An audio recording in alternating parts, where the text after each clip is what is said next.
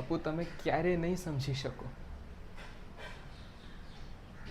મને દોકડા માત્ર મારા આનંદ માટે નથી કમાવવા.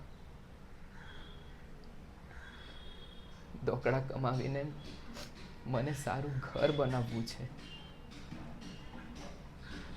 કુંવરના ધૂમધામથી લગ્ન કરવા છે. મા માટે નવા સાડલા લેવા છે, તમારી માટે નવા કપડાં લેવા છે.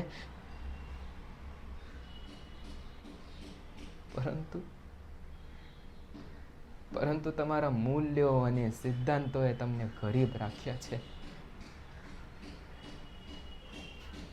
બાપુ, તમને કઈ સપના જ નથી અને મારે સપનાના આકાશમાં ઉડવું છે.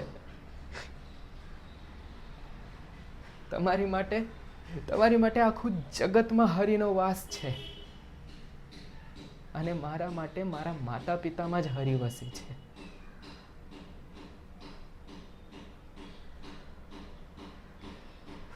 પરંતુ હું તમને નથી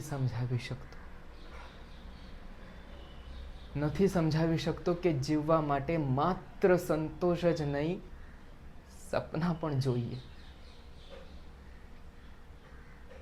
પરોપકાર જ નહીં, પાંખ પણ જોઈએ.